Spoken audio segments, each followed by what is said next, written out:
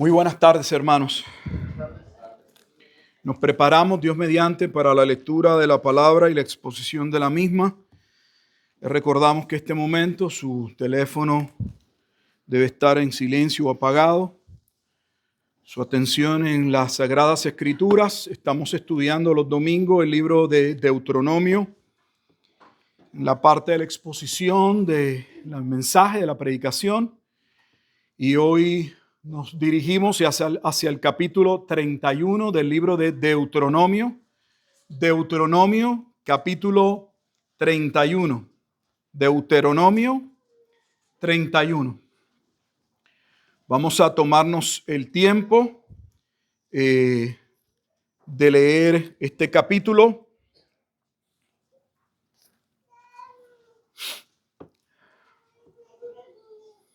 Son 30 versículos. Y vamos a ver nuevamente cómo esta porción del libro de Deuteronomio va de la mano con los capítulos anteriores y aún con los que siguen. Vamos a orar, como siempre, a nuestro buen Dios, antes de pasar a la lectura. Amado Dios y Padre eterno, nos encomendamos al cuidado de su gracia.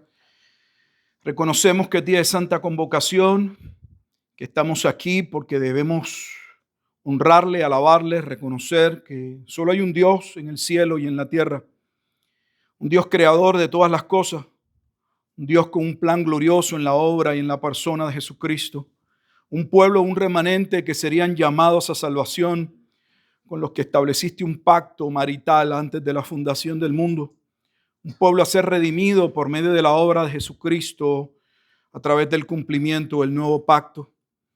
Estamos aquí, Señor, por pura gracia y misericordia, deseosos de conocer y de entender parte de ese misterio, de ese soberano plan, de cómo fuimos amados en la eternidad, de cómo fuimos alcanzados por tu misericordia a través de la regeneración y la obra del Espíritu Santo en nuestro corazón, movidos al arrepentimiento y a la fe para salvación, a una herencia incorruptible, incontaminada e inmarcesible. Edifique a su pueblo. Nuestras vidas necesitan de la palabra. Reconocemos que esa palabra no solo nos llamó a salvación, sino que esa palabra continúa obrando la santificación en nuestras vidas para que nuestros pensamientos, nuestra mente sean formadas, sean alineadas conforme a la Escritura, mientras también oramos por aquellos que todavía han de ser llamados a ese arrepentimiento y esa fe únicamente en la obra del único mediador entre Dios y los hombres, Jesucristo, para que sea día de salvación y haya gozo en el cielo como lo hubo desde el momento en que fueron elegidos para salvación. Damos gracias en todo y por todo y nos encomendamos nuevamente como discípulos, como estudiantes, a ser instruidos, a ser corregidos, a ser afirmados, a ser amonestados, a gozarnos en ese plan glorioso. En fin, sabemos que la Escritura no solo obra en cada uno de nosotros, sino que obra de múltiples formas y maneras. Confiados en ello, oramos en Cristo Jesús, Señor nuestro. Amén y amén. Vamos a tomarnos el tiempo de leer Deuteronomio, capítulo 31. Iniciamos en el versículo 1. Y dice así la bendita palabra de nuestro buen Dios. Fue Moisés y habló estas palabras a todo Israel. Y les dijo: este día soy de edad de 120 años. No puedo más salir ni entrar. Además de esto, Jehová me ha dicho: no pasarás este Jordán. Jehová, tu Dios, Él pasa delante de ti. Él destruirá a estas naciones delante de ti y las heredarás. Josué será el que pasará delante de ti, como Jehová ha dicho. Y hará Jehová con ellos como hizo con Sehón y con Og, reyes de los amorreos, y con su tierra a quienes destruyó. Y los tragará Jehová delante de vosotros, y los entregará, y los entregará Jehová delante de vosotros, y haréis con ellos conforme a todo lo que os he mandado. Esforzaos y cobrad ánimo, no temáis, ni tengáis miedo de ellos, porque Jehová tu Dios es el que va contigo, no te dejará ni te desamparará. Y llamó Moisés a Josué y le dijo en presencia de todo Israel: esfuérzate y anímate, porque tú entrarás con este pueblo a la tierra que juró Jehová a sus padres que les daría, y tú se la harás heredar. Y Jehová va delante de ti, Él estará contigo, no te dejará ni te desamparará. No temas ni te intimides. Y escribió Moisés esta ley y la dio a los sacerdotes hijos de Leví, que llevaban el arca del pacto de Jehová, y a todos los ancianos de Israel. Y les mandó Moisés diciendo: al fin de cada 7 años, en el año de la remisión, en la fiesta de los tabernáculos, cuando viniere todo Israel a presentarse delante de Jehová tu Dios en el lugar que él escogiere, leerás esta ley delante de todo Israel a oídos de ellos. Harás congregar al pueblo varones y mujeres y niños, y tus extranjeros que estuvieren en tus ciudades, para que oigan y aprendan y teman a Jehová vuestro Dios, y cuiden de cumplir todas las palabras de esta ley. Y los hijos de ellos que no supieron, oigan y aprendan a temer a Jehová vuestro Dios todos los días que viviereis sobre la tierra a donde vais, pasando el Jordán para tomar posesión de ella. Y Jehová dijo a Moisés: he aquí se ha acercado el día de tu muerte. Llama a Josué y esperad en el tabernáculo de reunión para que yo le dé el cargo. Fueron pues Moisés y Josué y esperaron en el tabernáculo de reunión. Y se apareció Jehová en el tabernáculo, en la columna de nube. Y la columna de nube se puso sobre la puerta del tabernáculo. Y Jehová dijo a Moisés: he aquí, tú vas a dormir con tus padres, y este pueblo se levantará y fornicará tras los dioses ajenos de la tierra a donde va para estar en medio de ella, y me dejará e invalidará mi pacto que he concertado con él. Y se encenderá mi furor contra él en aquel día, y los abandonaré y esconderé de ellos mi rostro, y serán consumidos, y vendrán sobre ellos muchos males y angustias, y dirán en aquel día: ¿no me han venido estos males porque no está mi Dios en medio de mí? Pero ciertamente yo esconderé mi rostro en aquel día por todo el mal que ellos habrán hecho, por haberse vuelto a dioses ajenos. Ahora pues, escribíos este cántico y enséñalo a los hijos de Israel. Ponlo en boca de ellos, para que este cántico me sea por testigo contra los hijos de Israel. Porque yo les introduciré en la tierra que juré a sus padres, la cual fluye leche y miel, y comerán y se saciarán y engordarán y se volverán a dioses ajenos y les servirán y me enojarán e invalidarán mi pacto. Y cuando les vinieren muchos males y angustias, entonces este cántico responderá en su cara como testigo, pues será recordado por la boca de sus descendientes. Porque yo conozco lo que se proponen de antemano antes que los introduzca en la tierra que juré darles. Y Moisés escribió este cántico aquel día y lo enseñó a los hijos de Israel. Y dio orden a Josué, hijo de Nun, y dijo: esfuérzate y anímate, pues tú introducirás a los hijos de Israel en la tierra que les juré, y yo estaré contigo. Y cuando acabó Moisés de escribir las palabras de esta ley en un libro hasta concluirse, dio órdenes Moisés a los levitas que llevaban el arca del pacto de Jehová, diciendo: tomad este libro de la ley y ponedlo al lado del arca del pacto de Jehová vuestro Dios, y esté allí por testigo contra ti. Porque yo conozco tu rebelión y tu dura cerviz. He aquí que aún viviendo yo con vosotros hoy, sois rebeldes a Jehová.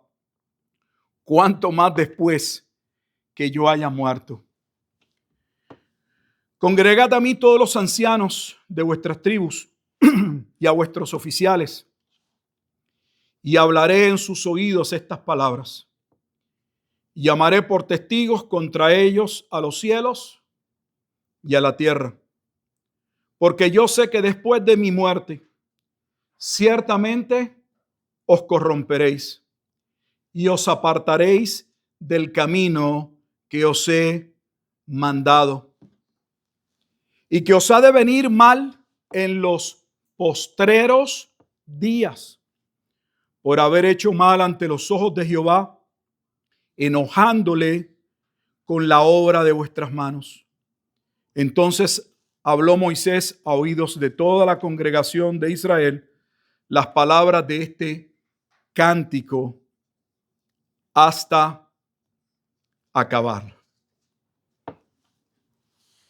Vamos a ponernos en contexto, y estamos ante una de las porciones para mí sumamente significativa e importante,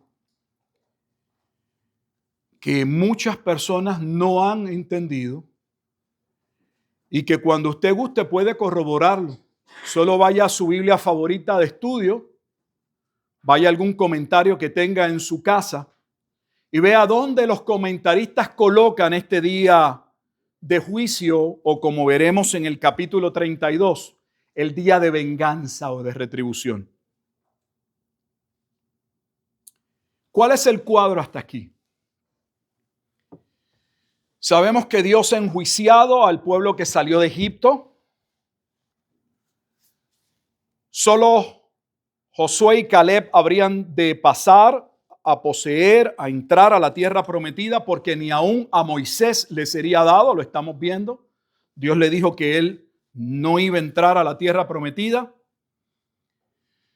Se pasaría el liderato público para que el pueblo entendiera que Moisés finalizaba sus labores de parte de Dios con el pueblo y que ahora el líder iba a ser Josué. Sin entrar a los detalles, Josué es un tipo de Cristo. De hecho, el solo nombre ya lo dice. Joshua significa que Dios viene a salvar. Por eso Moisés no los entra, y quien puede entrar al pueblo a la tierra prometida es Cristo. Donde Josué viene a ser un prototipo en el Antiguo Testamento de Cristo entrando al pueblo en Hebreos 3 y 4 a la tierra prometida. Pero aunque se nos aclara en el libro de Hebreos que aunque a Josué se le dio el mandato de entrar al pueblo a la tierra prometida, se nos aclara en la epístola a los hebreos, o la carta a los hebreos, que Josué no los pudo llevar al verdadero reposo. Porque de la misma manera que el ministerio de Josué tipificaba la obra de Cristo llevando al verdadero pueblo al reposo, el verdadero reposo nunca fue una tierra. El verdadero reposo también era estar en Cristo. Es triste que muchas personas no ven cómo todo lo que había en el Antiguo Testamento era sombra de lo que únicamente podía cumplirse en la persona de Cristo. Él es el Moisés, el profeta.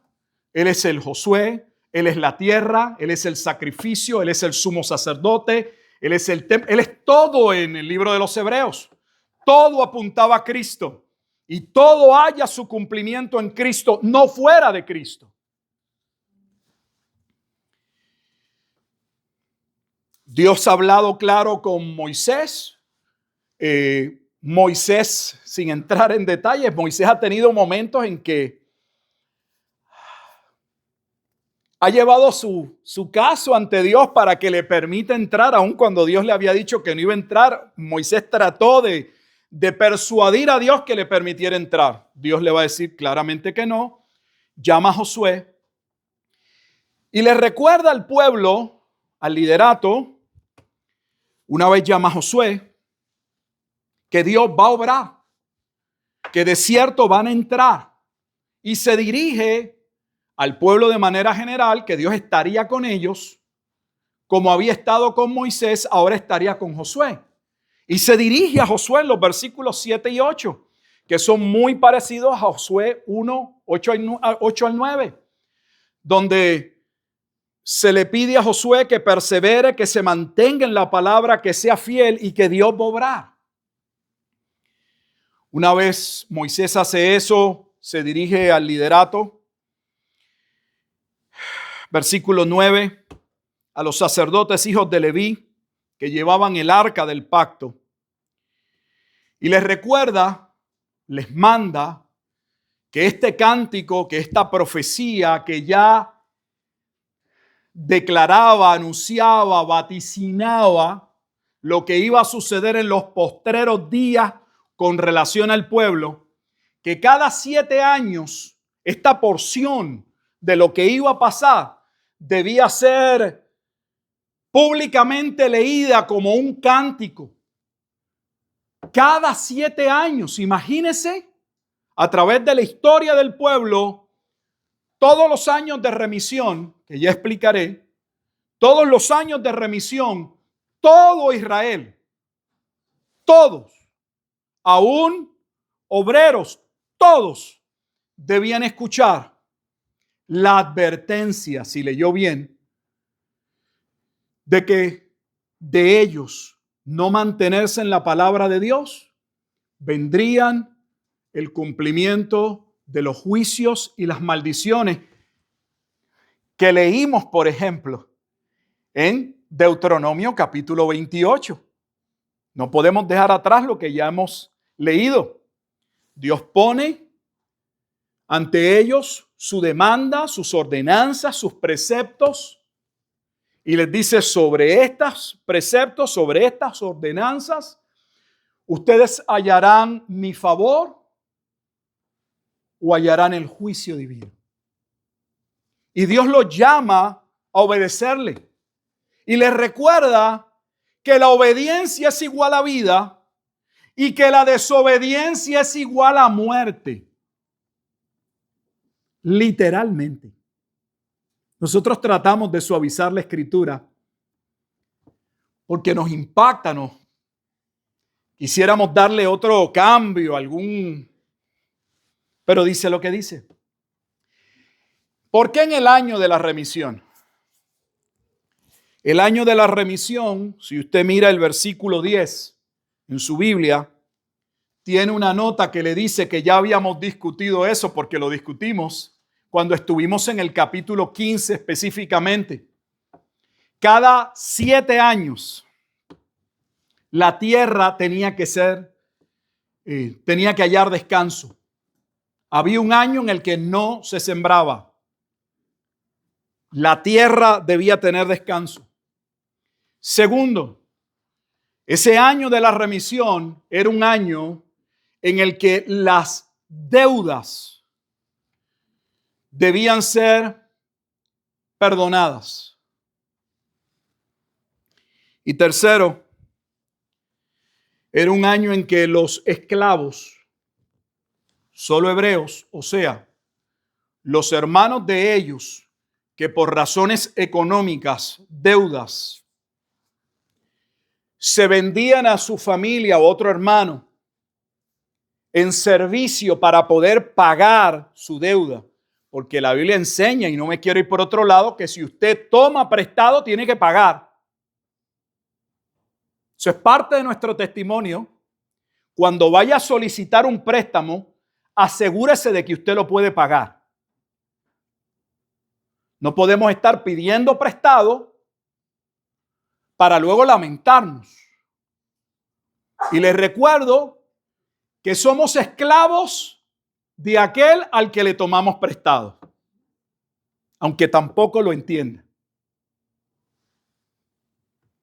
Pero cada 7 años, dentro de la comunidad del pueblo del pacto, los que se habían vendido, habían sido tomados como esclavos para servir a un pariente, que siempre un pariente, pues recuerda, vivían por tribus y no se podían cambiar ni mezclar las tierras.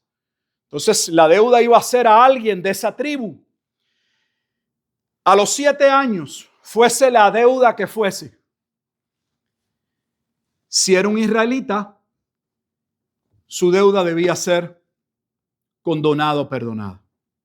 Esa es la importancia del año de la remisión. Que en términos prácticos era una formulación en leyes sobre economía para que dentro del pueblo del pacto se redujese en lo que fuere la pobreza. Para tener un sistema que fomentase el trabajo, como si fuese capitalismo, pero un capitalismo con controles, donde se podía obtener cierta ganancia,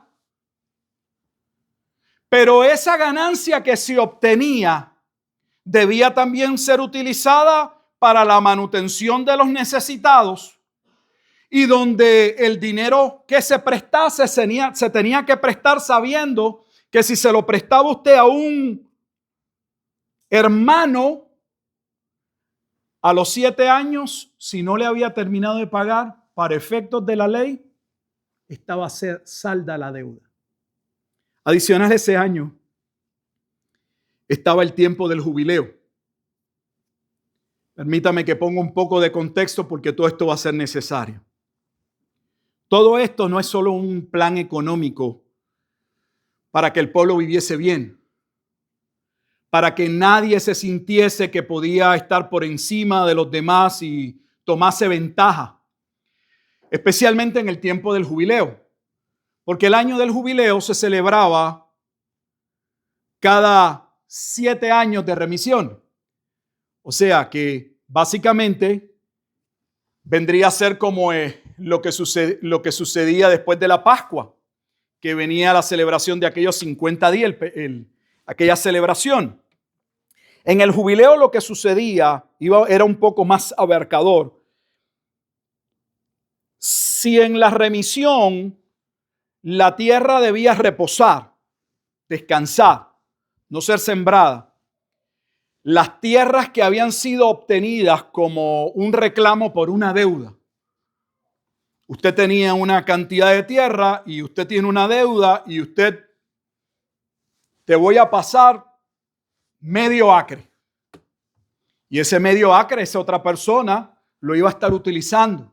Y hasta que usted no pagara, ese acre le pertenecía a la otra persona. Pero ¿sabe qué? Por ley divina, nadie podía tener más tierra. Así que cuando llegaba el tiempo del jubileo, todas las tierras tenían que ser devueltas al dueño original. Todo.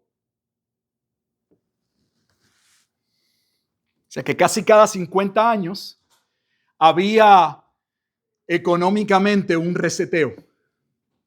Si he escuchado la palabra, ya verá por qué vienen muchas cosas, aunque ellos tergiversan todo. No es necesario desviarme. ¿Por qué un reseteo? Un reseteo significa que todo volvía al inicio. Borrón y cuenta nueva.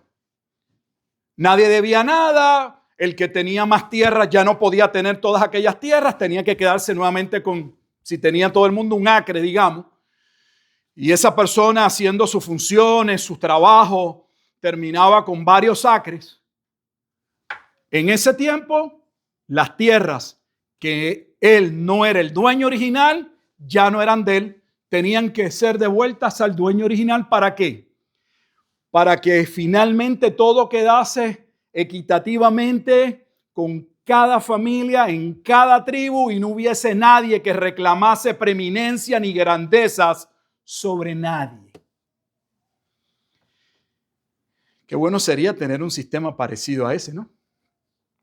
Pero este sistema no fue visto bien por el pueblo. Cuando usted mira, y no lo vamos a hacer, y discutimos el año de la remisión, Dios se adelantaba y le decía que él sabía que el pueblo iba a tener problemas con esas disposiciones divinas. ¿Por qué? De hecho, Dios le dice, cuida tu corazón, porque va a ser muy posible que tu hermano tenga una necesidad. Y digamos hipotéticamente que estamos a 2 años de los 7 años de la remisión. O sea que en 2 años cualquier préstamo que usted haga debe ser saldo, porque si no, usted tiene que liberar la deuda, no importa la cantidad. Y Dios sabía que muchos de ellos iban a ser sumamente duros o no iban a querer ayudar a sus familias si sabían de antemano que posiblemente por causa del tiempo ellos no iban a poder tener para atrás el dinero que habían prestado. Y Dios le dice, yo estoy mirando sus corazones. Y más te vale de que si tienes la oportunidad y cuentas con los recursos para poder ayudar a tu familia y a tus hermanos, y lo que hay en tu mente es que no lo voy a hacer por razón de que finalmente no me va a poder pagar, yo lo que estoy viendo es maldad en tu corazón. Tú no dependes del pago de él. Tú dependes de la obediencia a lo que yo te digo. Yo me voy a encargar de bendecirte. Aunque ese familiar finalmente no te pueda pagar. Dios le dice, obedéceme. ¿Por qué? ¿Por qué de esa manera? Donde luego habría el jubileo de los jubileos.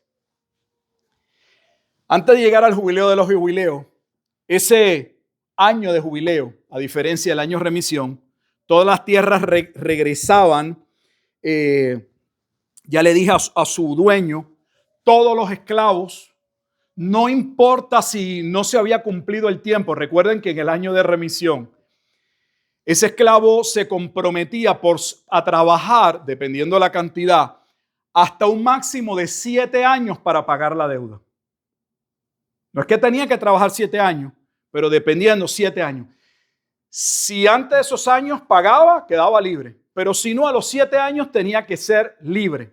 Pero en el año del jubileo, no importa si llevaba solo 2 años trabajando de los 7, tenía que ser perdonado. O sea que en el año del jubileo, el que era esclavo o se había hecho esclavo y lo que faltaba era un año para el jubileo, el año de jubileo, en un año iba a quedar libre.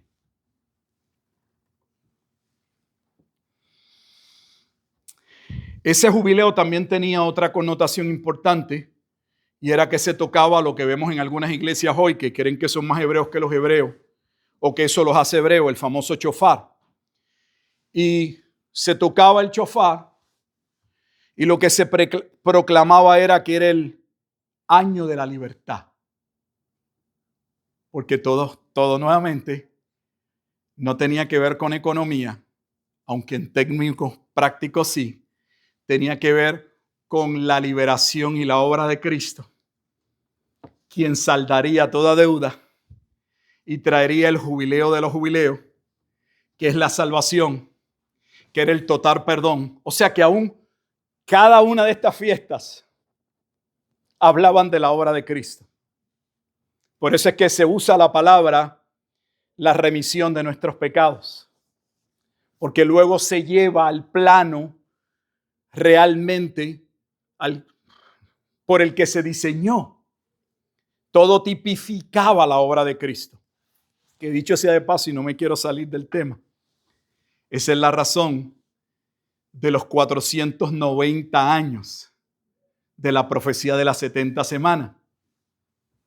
En un sentido, ¿por qué Pedro preguntó, aunque tal vez no diría, si hasta 490 veces se podía perdonar? Porque en 490 años, a partir de Esdras capítulo 7 y los trabajos de reconstrucción del templo, aparecería el Mesías príncipe para traer el jubileo de los jubileos, el año de la remisión, el año del perdón.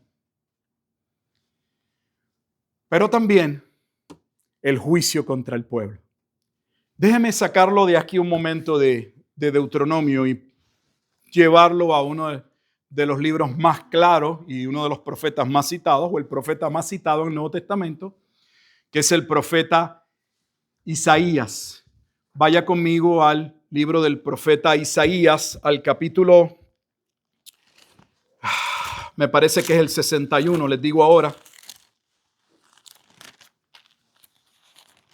Sí, estoy en lo correcto, capítulo 61.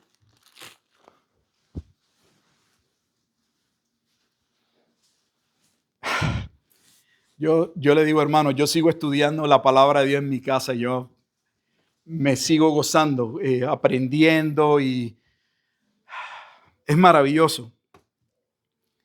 Mire cómo esta porción, porque nosotros tuvimos la oportunidad de estudiar el libro de Isaías y este capítulo fue importantísimo, el capítulo 61, porque el capítulo 61 está basado en Lucas capítulo 4, en el momento en el que Jesús entra en la sinagoga y le entregan el rollo del profeta Isaías. Y él mismo asegura, afirma, reclama que él era el cumplimiento de esa porción de las Sagradas Escrituras. En Isaías capítulo 61, voy a iniciar en el versículo 1 para que pueda ver lo que estoy diciendo en las Escrituras, porque es importante que lo que se afirme esté en las Escrituras. Y bien explicado. El Espíritu de Jehová, el Señor, está sobre mí, porque me ungió Jehová, me ha enviado a predicar buenas nuevas a los abatidos. Ahora va a ver por qué el lenguaje que tiene. A vendar a los quebrantados de corazón, a publicar libertad a los cautivos y a los presos, apertura de la cárcel, a proclamar el año de la buena voluntad, el año de la buena voluntad. Ese año de la buena voluntad es el día de la redención. ¿Cómo lo sabemos? Si continuamos la lectura, que estamos en el capítulo 61 y vamos a volver al 61, pero si adelanta el capítulo 63 de Isaías, en el versículo 4 dice, porque el día de venganza está en mi corazón y el año de mis redimidos ha llegado. O sea que cuando Cristo viniese, y esto lo estudiamos, iban a suceder dos cosas. La iglesia en términos generales las ha separado y espero poder explicar con calma. Si no me da hoy el tiempo, no tengo prisa. Todo el Antiguo Testamento, cuando hablaba ya en los últimos profetas de la llegada del Mesías, anunciaban tanto juicio como salvación. De hecho, hablaban más del juicio que de la salvación. Por razones que yo no entiendo, desconozco, ignorancia, tomamos una teoría o una suposición o una creencia sobre algo y luego esa creencia se impone sobre nuestra interpretación. Un gran sector de la iglesia solo ve en la primera venida el tiempo de la remisión, el tiempo del jubileo, el tiempo de la condonación, del perdón, de ese acto glorioso que ya lo narraba, lo tipificaba la ley, ya estaba contenido en la ley.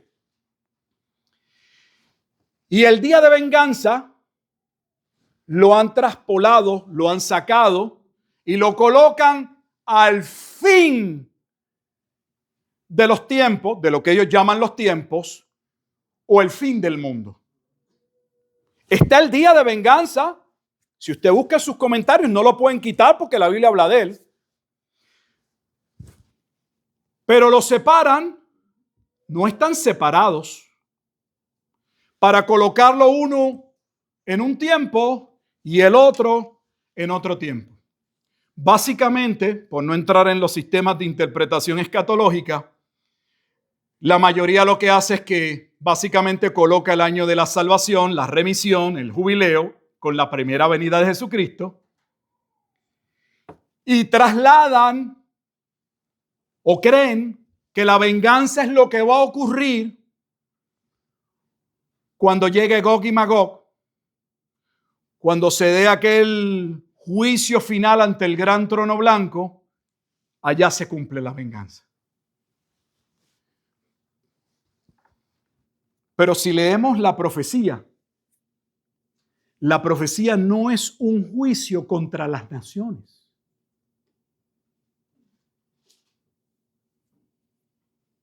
Lo que yo estoy diciendo, con todo respeto, no es algo que usted pueda contradecir. Es irrefutable, es innegable. Era un cántico profético que anunciaba de antemano el juicio que vendría contra Israel por violación del pacto. Aquí en ningún lugar está hablando de juicio de las naciones del mundo. Por eso yo a veces les pido que corroboren. Yo sé que algunos de ustedes tienen sus pequeñas bibliotecas, no todos. Vayan a un comentario bíblico. Vayan a su Biblia de estudio. Y ustedes verán lo que yo les estoy diciendo. ¿Dónde colocan la mayoría de los comentaristas el día de venganza? No solo lo traspolan y lo sacan de su contexto, sino del propósito, porque el propósito de este cántico no era señalar que Dios juzgaría a las naciones. Era contra quién vendría.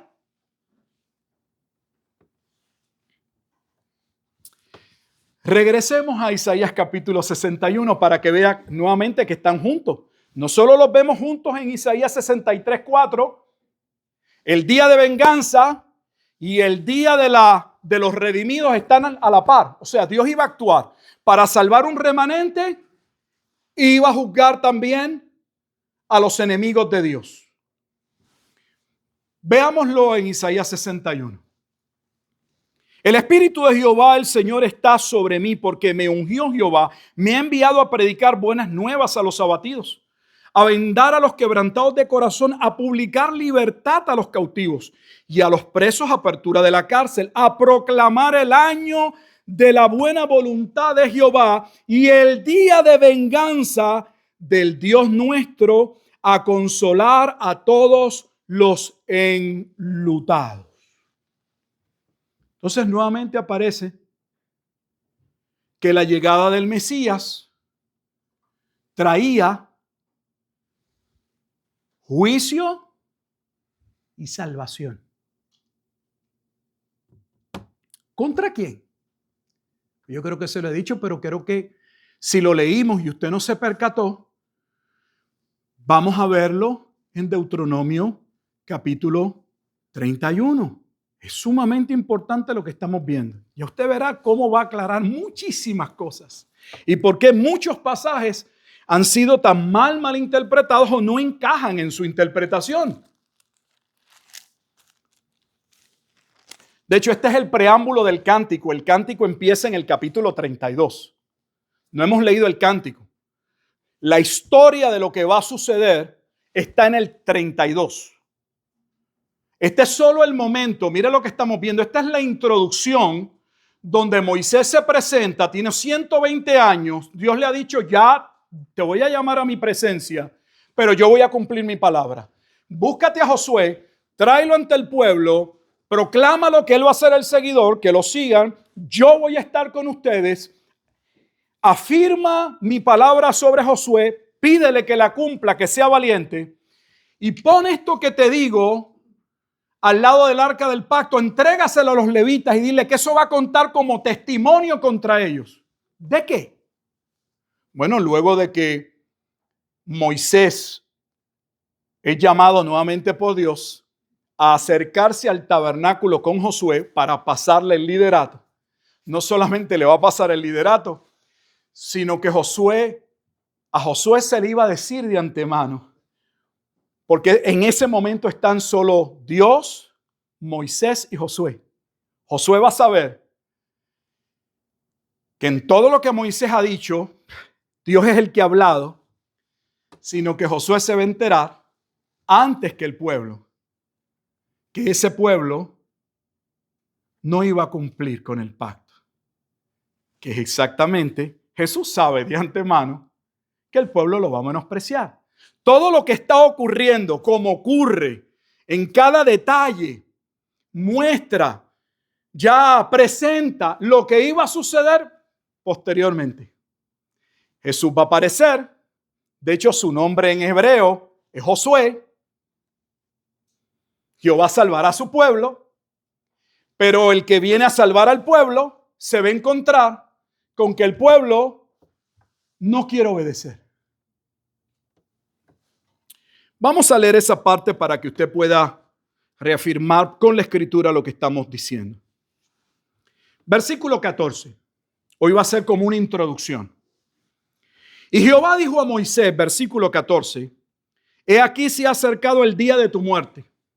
Llama a Josué y espérate en el tabernáculo de reunión para que yo le dé el cargo. Si va a ver, lo ve, un cargo. Ahora el líder va a ser Josué. Fueron pues Moisés y Josué y esperaron en el tabernáculo de reunión. Y se apareció Jehová en el tabernáculo, en la columna de nube. Y la columna de nube se puso sobre la puerta del tabernáculo. Y Jehová dijo a Moisés, he aquí, tú vas a dormir con tus padres y este pueblo se levantará y fornicará tras los dioses ajenos de la tierra a donde va para estar en medio de ella. Y me dejará e invalidará mi pacto que he concertado con él. Con él es con el pueblo. Y se encenderá. Ahora va a decir qué es lo que va a suceder. Este pueblo va a fornicar. Este pueblo se va a convertir en una gran ramera. ¿Y qué va a suceder? ¿Qué le voy a hacer yo a la gran ramera? Versículo 17. Y se encenderá mi furor contra él. En el contexto, ese él es el pueblo de Israel. No añade otra interpretación. No le puede usted colocar otra. Si no está imponiéndole y alterando no solo el texto, sino el propio contexto del texto. ¿Y cuándo va a suceder? En aquel día. Recuerda que cuando leíamos los profetas, siempre hablaban, cuando hablaban del juicio, en aquel día, en aquel día, en aquel día. De hecho, aquí aparece esa expresión 3 veces. Desde el versículo 17 hasta el 18, en aquel día aparece 3 veces. Y es la famosa frase que luego van a usar los profetas para anunciar el juicio que vendría. En aquel día, y los abandonaré. Oiga, si alguien está abandonando, la palabra abandonar significa que había una relación, que alguien estuvo presente, que alguien cuidaba de alguien. Dios no estaba cuidando a las naciones ni estaba en pacto con las naciones. ¿Quién único en el contexto puede violar el pacto? Hermanos, perdónenme, es el pueblo que está bajo pacto.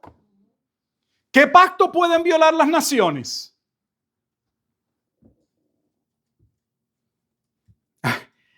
A veces tengo esa famosa frase que algunos hasta la usan como burla o como... ¿Qué es lo que no se entiende? Y esconderé de ellos mi rostro y serán consumidos. No pierda de vista que cuando iniciamos este capítulo 31, Dios está confirmando, Dios está claramente declarando que Él estará con ellos para que ellos pasen a poseer la tierra, y eso implicaba la destrucción de 7 naciones que ya se había hablado, de las que ya se había hablado. Pero aquí se está afirmando también que Dios también vendría en juicio contra ellos si ellos no le obedecían. Serán consumidos y vendrán sobre ellos, no sobre las naciones paganas, sobre el pueblo de Israel, muchos males y angustias. Esos males y angustias son los juicios y maldiciones por violación del pacto. Y dirán, y ellos sabrán cuando llegue aquel día, no me han venido estos males porque no está mi Dios en medio de mí. Ellos sabrán que Dios los ha abandonado. Que lo que está sucediendo es porque Dios los había abandonado.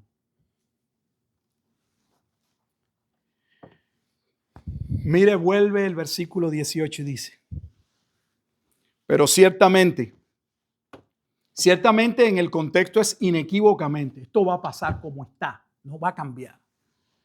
Yo esconderé mi rostro en aquel día. O sea, Dios pasó múltiples juicios sobre el pueblo de Israel.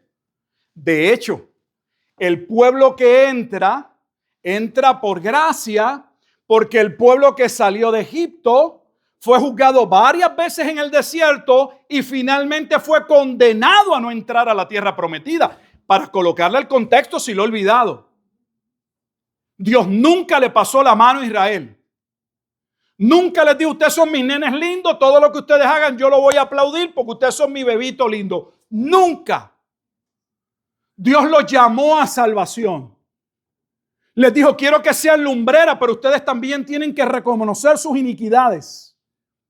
Pero el pueblo no lo entendió.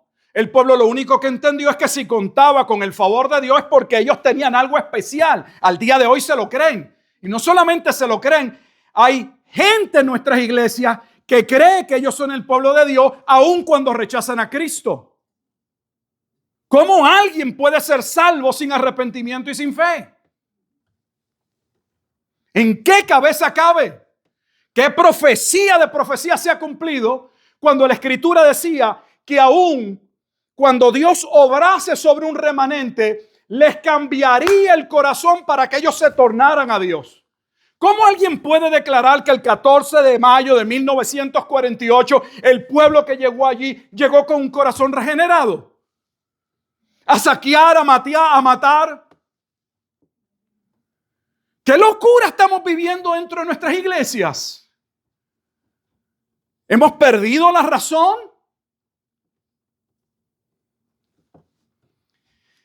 No veo cómo no enojarme. Tal vez usted busca bajar el dilema porque no son sus hijos y su familia las que están siendo masacradas ahora mismo. Pero se está llevando a cabo una masacre. Y yo personalmente se me hace muy difícil callarme la boca porque no me la trago y no lo pienso tolerar.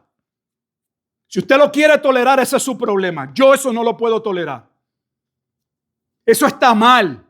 El pueblo cristiano debería levantarse y decir, eso está mal, eso es pecado. Nosotros no lo podemos respaldar. Ni al presidente, ni al gobierno, ni ninguna institución que esté promoviendo eso. Eso no es ningún cumplimiento profético. Eso es usar la Biblia denigrando lo que la palabra de Dios dice. Lo que la palabra dice y buscando favorecerse con los demás. Eso le dice el nivel de de analfabetismo en que se encuentran nuestras iglesias. El juicio era contra el pueblo de Israel. Y Dios les dice, sus días están también contados si no se arrepienten. Hay un día, Dios les está adelantando, hay un día que la última gota que falta para que se desborde la copa va a llegar. Cuando llegue ese día, me buscarán y no me van a hallar. Yo habré quitado mi rostro de ustedes. Ustedes se habrán convertido en mis enemigos. Y yo vendré en juicio para con ustedes. Pero ciertamente yo esconderé mi rostro en aquel día por todo el mal que ellos habrán hecho por haberse vuelto a dioses ajenos. ¿De qué mal está hablando? ¿Del de las naciones que están todavía dentro de la tierra prometida en el contexto? ¿De las naciones al final del mundo? No está hablando del pueblo de Israel. De hecho, cuando ahora pasa a decir que este cántico debía ser cantado cada 7 años, y dice la razón, no solamente era un recuerdo de una profecía que debían ellos tener clara y tener temor de que no se cumpliese, sino que también el propósito era que los que habían nacido, luego de que esa profecía, ese cántico, se cantase a nivel de todo el pueblo, los menores lo escucharan. No sé si lo leyó. El versículo 13 dice, y los hijos de ellos que no supieron oigan. Lo que está diciendo es que la razón de la repetición no solo era el que se les grabara la amonestación de lo que vendría, sino que los hijos que en ese periodo naciesen, llegado esos 7 años, porque ellos no habían estado en esa primera proclamación, escuchasen el juicio de Dios. Mientras usted y yo como papás no les queremos hablar a nuestros hijos del juicio que les espera si no se arrepienten, Dios sí le hablaba a los hijos del juicio. ¿Me está entendiendo? Eso es lo que dice el texto, yo no lo estoy manipulando. Dice, tienes que volver a repetirlo para que los otros hijos que te naciesen, que no escucharon, que no estuvieron en ese año de la remisión, que no cantaron la profecía que vendría, oigan, canten la profecía, para que ellos, lo dice, oigan y aprendan a temer a Jehová vuestro Dios. Oiga, este temor no solamente es de adoración, incluye el temor del juicio de Dios.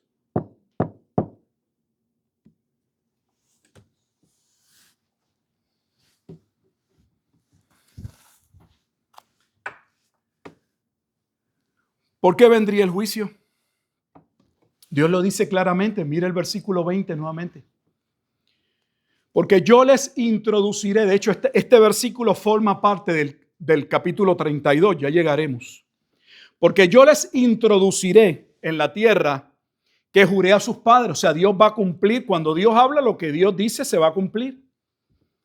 La cual fluye leche y miel, y comerán y se saciarán, engordarán y se volverán a dioses ajenos y les servirán y me enojarán. Y vuelve a decir, invalidarán mi pacto.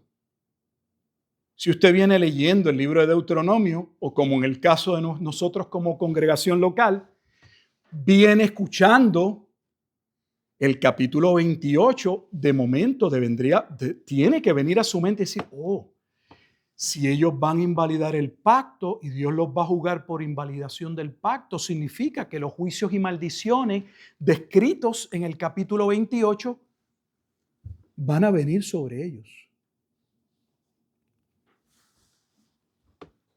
Cuando estamos en el libro de Apocalipsis,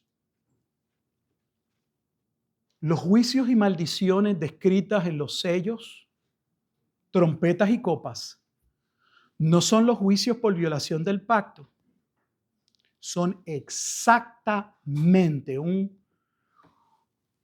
un recorrido de Levítico 26 y Deuteronomio 28. Solo con eso ya usted podría identificar cuál es el pueblo que está siendo juzgado. Porque está siendo juzgado por violación del pacto. Las naciones no son juzgadas por violación del pacto, son juzgadas por su pecado. Pero Dios nunca había entrado en una relación de pacto con ellas.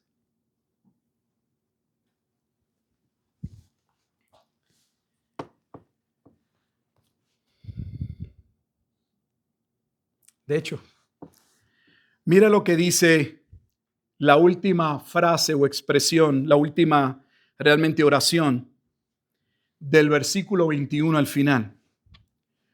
Porque yo conozco lo que se proponen de antemano.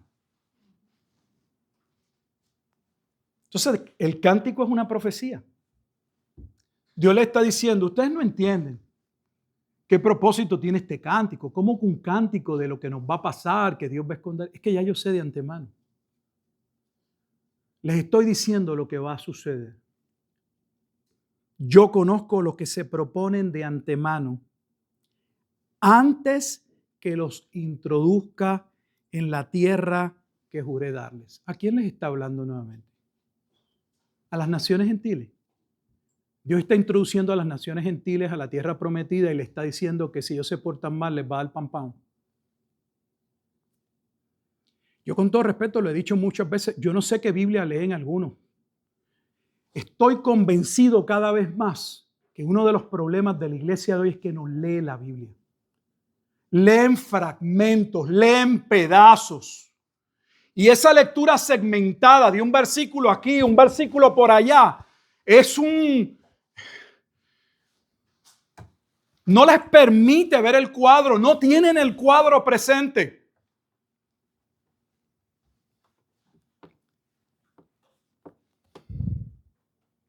De hecho,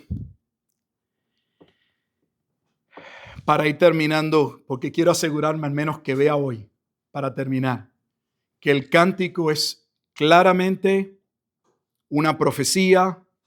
Vaticinar algo es anunciar algo de antemano, que es lo mismo, otra expresión, de lo que iba a suceder en los postreros días. Luego llegaremos ahí. Esos postreros días son diferentes a los postreros días del Nuevo Testamento. ¿O el Nuevo Testamento está utilizando que han llegado los postreros días para anunciar que lo que se dijo en el Antiguo Testamento había llegado el tiempo de su cumplimiento? Pues no se puede ver los postreros días del Nuevo Testamento, porque para poder entenderlos necesitamos ver de dónde viene el origen. ¿Cuándo se comenzó a hablar de los postreros días? ¿Qué se anunció que sucedería en los postreros días? Para entonces interpretar correctamente y darle el significado a los postreros días, no como a nosotros nos parece. Como yo creo, como yo entiendo, como dijo el seminario, el librito, la Biblia de estudio que me compré, no, con la Biblia.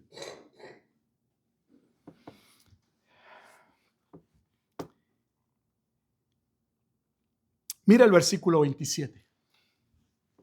Porque yo conozco tu rebelión y tu dura cerviz. O sea, que le estoy diciendo, tú eres un pueblo rebelde y duro de corazón. Si Dios dice eso a Israel, sin regeneración, ¿por qué nosotros podemos, por qué alguien podría decir que son salvos si la Biblia dice que son rebeldes, que tienen un corazón duro y que necesitan un cambio de corazón? Que es que lo que Dios dice no es. Dios se equivocó en su análisis del pueblo. He aquí, mire lo que dice, que aún viviendo yo con vosotros hoy, sois rebeldes a Jehová. De hecho, no sé si deba nuevamente llevarlo a que usted se percate, note, recuerde que Moisés no va a entrar porque en uno de sus enojos, no con Dios, con el pueblo, Dios le dijo que le hablara a la piedra para que saliera agua. Pero Moisés estaba hastiado, cansado con el pueblo. Y le dio 2 varazos. Le metió con la vara la piedra. Golpeó la piedra. Que he dicho, esa piedra representa a Cristo, por eso no se podía golpear. Golpea la piedra. Y Dios le dice, en ese momento, Moisés, me deshonraste ante el pueblo. Y no vas a entrar. ¿Por qué le doy ese contexto? Porque si alguien sabía que ese pueblo era duro, era Moisés. Tan duro que creo que el evento que debería usted tener en mente, el evento mayor de su dureza, es que los que fueron condenados a morir, fueron condenados a morir porque nunca creyeron. Esa es la interpretación que da Hebreos 3 y 4. Porque el autor de Hebreos está recordando el pasado y trayendo ese pasado al presente y diciendo a los hebreos en el tiempo de Cristo, miren lo que le pasó al pueblo en el pasado. Andaban y creían que por ser parte o estar entre el pueblo eran parte del pueblo, pero no eran del pueblo porque nunca habían creído al Dios del pueblo. Y los llama a examinar su corazón. Le dice, cuidado que realmente no haya incredulidad en su corazón y no perezcan como ellos perecieron en el desierto. No les está hablando de la pérdida de la salvación.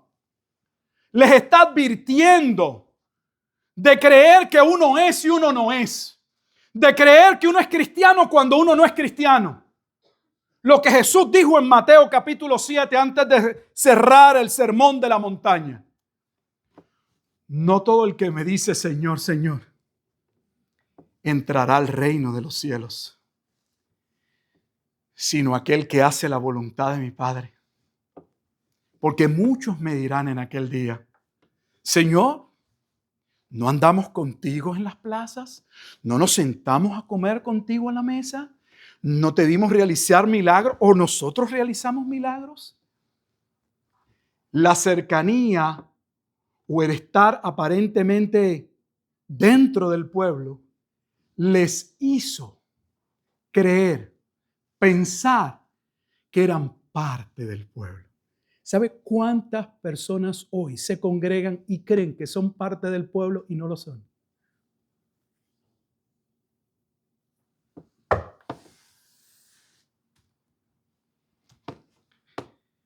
Dios les recuerda al pueblo por medio de Moisés. Moisés le dice, yo no voy a entrar, pero yo mismo reconozco que ustedes son un pueblo rebelde. Y les dice, si han sido rebeldes bajo mi ministerio, ¿cuánto más después que yo haya muerto? O sea que Moisés fue de parte de Dios para el pueblo un freno.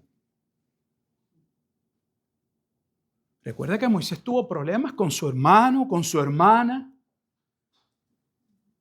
Moisés jugó, sí es Dios, pero jugó un papel dramático, importantísimo, sí, por parte de Dios, para hacer un freno a aquel pueblo. Imagínense que Moisés hubiese bajado con las 2 tablas de la ley y como vio a su hermano que estaba en el party, que disfrutaba el pueblo de Israel, la fiesta aquella y en la lujuria y Moisés se hubiese entregado a lo mismo. Moisés nunca pudo compartir. Nunca entendió por qué su hermano deshonró a Dios. Su hermano vio cada uno de los milagros antes de la salida del pueblo de Egipto. Porque debo recordarles que Moisés se quejó de que él no tenía lo que se requería y Dios le dijo, no te preocupes, uno de esos que tú no sabes hablar, no hay problema, tráete a tu hermano y tu hermano va a hablar por ti. Cada momento en que Moisés estuvo frente a Faraón, Aarón estuvo al lado. Y lo que faltó fue que Moisés se despegara de Aarón por un poquito de tiempo. Y el sumo sacerdote ya estaba alineado con el pueblo. Porque hay gente que le interesa tanto ser, no sé, Mr. Congeniality, agradarle a la gente, caerle bien a la gente, que todo el mundo esté contento conmigo. Moisés no tenía eso. Los hombres de Dios no tienen eso. Su corazón está en servir a Dios y serle fieles a Dios. Y eso le trajo problemas. Y Moisés sabía de antemano, lo sabía. Y para terminar hoy, que usted quede claro de que Dios está dirigiendo, estamos empezando, y que esto es una profecía contra el pueblo de Israel en los postreros días, ya llegaremos y poco a poco. Mira lo que les dice ya al final, al cierre. Versículo 28, manda nuevamente a congregar a todos los ancianos de las tribus, a los oficiales, o sea, manda a buscar a todo el liderato. Hablaré en sus oídos estas palabras y llamaré por testigo contra ellos a los cielos y a la tierra. Ya ve por qué cada pacto está vinculado al cielo nuevo y a la tierra nueva. Ya llegaremos. Porque es que el que desconoce el Nuevo Testamento no va a entender por qué las frases que se usan en el Nuevo Testamento. Vivimos en un mar de especulaciones. Hay un mar de ideas, no solamente en el mundo pagano, dentro de la teología cristiana. Y cada cual pesca lo que le parece, toma lo que le parece, lo que le para los pelos. A mí me parece que ese hombre parece que habla, que sabe lo que... Yo creo que sí. Yo siento una cosquita, yo creo que es palabra de Dios. Si eso es si su fe es del sistema emocional, usted está mal. La verdadera fe toca nuestras emociones, toca la fibra de nuestro ser, pero debe tocarla sobre la verdad. Debemos emocionarnos sobre la verdad. Debemos poder llorar sobre la verdad. Debemos hallar seguridad en la verdad, pero no en meras emociones. Porque yo sé, versículo 29, que después de mi muerte, ciertamente os corromperéis y os apartaréis del camino que os he mandado y que os ha de venir mal, en los postreros días. Observe, no vamos a discutir hoy, que en aquel día que colmarían la copa de la ira de Dios, es igual a los postreros días. No es un tiempo diferente. En aquel día serían en los postreros días. Por haber hecho mal ante los ojos de Jehová, enojándole con la obra de vuestra mano. Entonces habló Moisés a oído de toda la congregación de Israel las palabras de este cántico. De hecho, por eso escribí un libro y le puse el cántico profético de Moisés, que hubo personas que me preguntan, pero es que un cántico profético de Moisés, ¿dónde está? No lo tiene que decir, pero claramente está diciendo que hay un cántico y que dentro de ese cántico hay una profecía sobre algo que iba a suceder en aquel día o en los postreros días con relación al pueblo de Israel. En resumidas cuentas, el cántico profético de Moisés.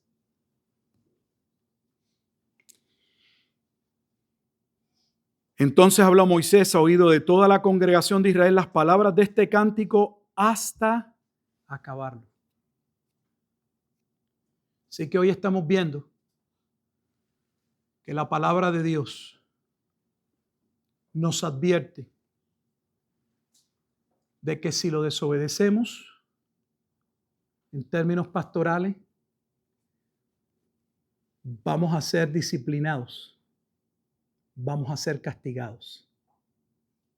No hay bendición en rebeldía. Sacándolo más allá y aplicándolo directamente, eso es lo que nos está diciendo. Si aquel pueblo creyó que porque formaban o estaban dentro del pueblo de Dios, eso aseguraba la bendición de Dios, Dios le está diciendo, no. ¿Quieres mi bendición? Actúa de acuerdo a la palabra de Dios. Vive en obediencia a la palabra de Dios.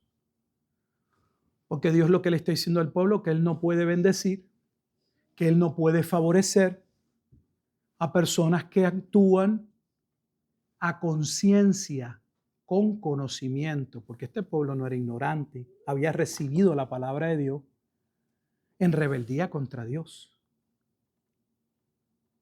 De antemano les está diciendo, a ustedes se les hace muy fácil aseverar o decir que el que no está en Cristo está muerto. Que el que no está en Cristo, si muriese, estaría bajo condenación. Pero a veces no te preguntas, ¿estoy en Cristo?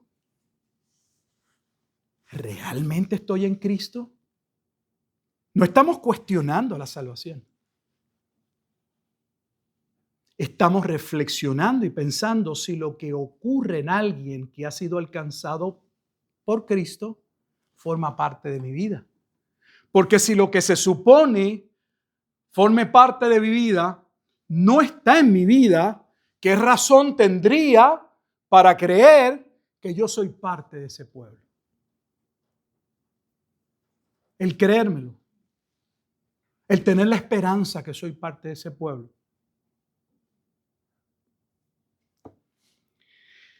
Nuestro Dios es un Dios muy serio, no sé si ustedes lo ven. Es tan serio que realmente da miedo. Es aterrador. No hay espacio para la mediocridad.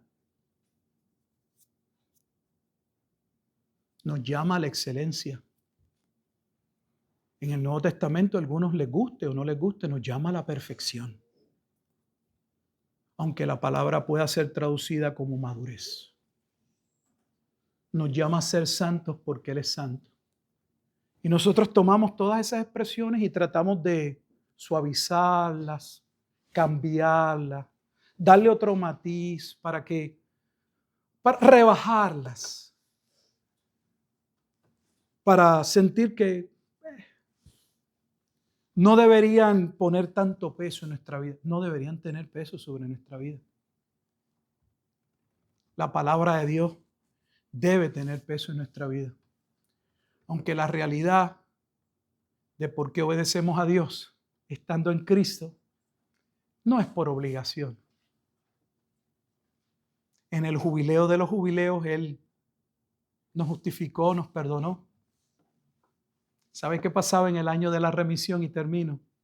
Algunos sabrán, si recuerdan lo que ya predicamos, que cuando un esclavo era liberado, pero entendía que su amo estaba mejor con su amo, podía determinar quedarse a vivir con el amo. Pero para que nadie hablase y juzgase a aquel hombre de que había violado la palabra de Dios y contrario al año en que debía dejar ir libre al esclavo, le había retenido violando la palabra de Dios, para que constara, entonces había que tomar el lóbulo de la oreja, colocarlo en una puerta, y esa es la razón por la que se hacía el orificio en la oreja, que daba una marca y una señal de pacto de que ese esclavo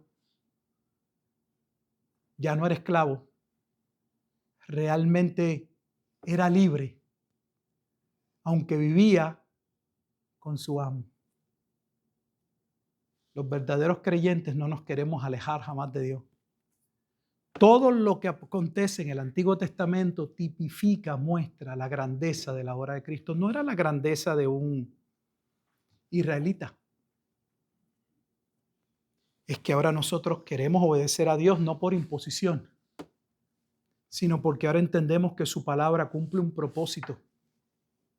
resalta la gloria de Dios y procura nuestro bien.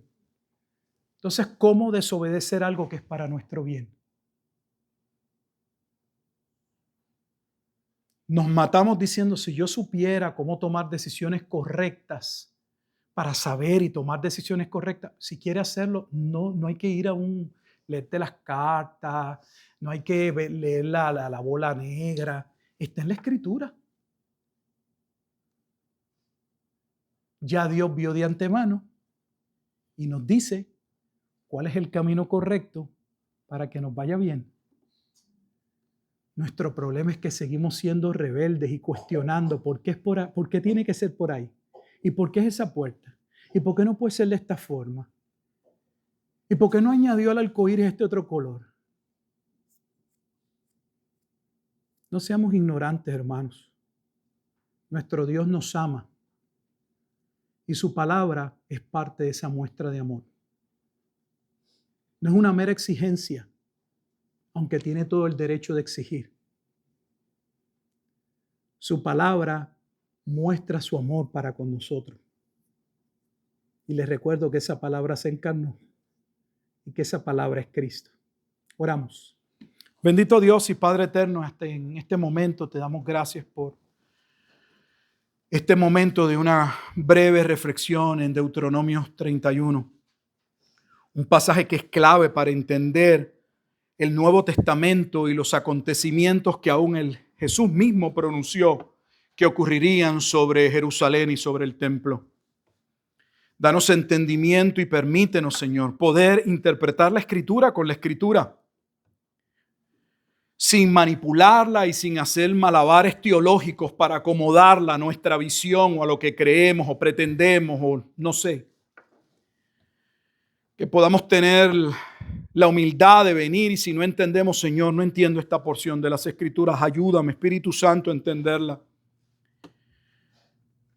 Te damos gracias por cada libro de la Escritura que vamos leyendo y cómo se va pintando de ese cuadro, eso que el Nuevo Testamento llama ese misterio, con cada uno de aquellos momentos que formarían parte de esa obra gloriosa, tanto salvífica como de juicio, que traería Jesucristo, el Señor, el único mediador. Damos gracias por la vida de aquel que su vida dio por nosotros. Y por ser contados en aquellos, no que éramos obedientes, pues también éramos esa masa de rebeldes, que solo por un acto de tu pura gracia, oh Dios, por el puro afecto de tu voluntad, porque no tenemos que buscar vueltas y darle explicación, el puro afecto de su voluntad, decidiste escoger un pueblo para tener de ese pueblo misericordia.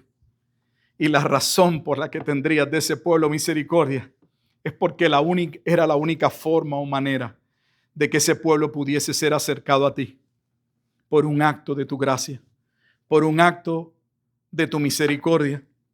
Pero no se nos debe olvidar que para que esa misericordia y ese acto de gracia nos alcanzase, Cristo tuvo que tomar nuestro lugar, tendría que pagar nuestra culpabilidad. Y creo que en ocasiones, y no pocas, se nos olvida que nuestra salvación costó la vida, la sangre preciosa del unigénito Hijo de Dios,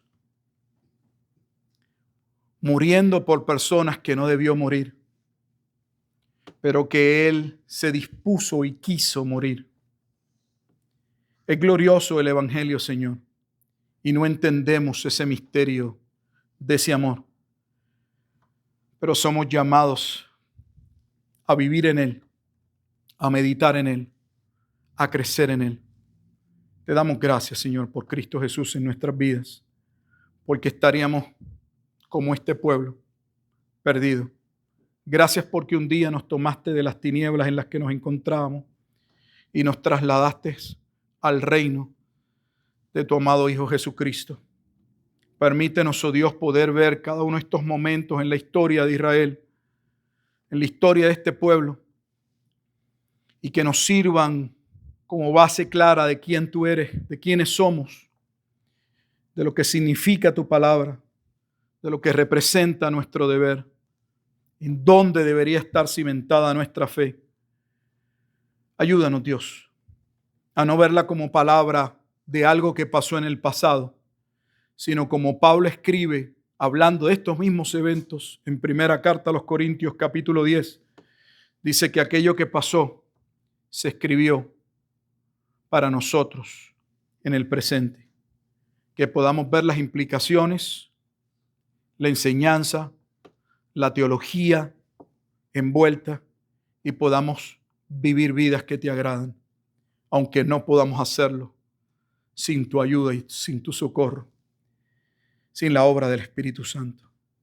Perdona nuestras faltas y nuestros pecados, porque esa debilidad, esa dureza, esa rebeldía, en ocasiones todavía se aflora en nuestras vidas y no nos permite seguirte como deberíamos seguirte.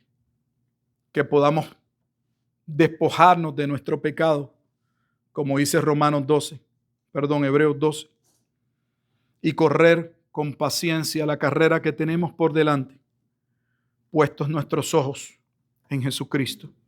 Que a Él sea toda la gloria y toda la honra, pues es en Cristo Jesús en quien oramos y damos gracias. Amén.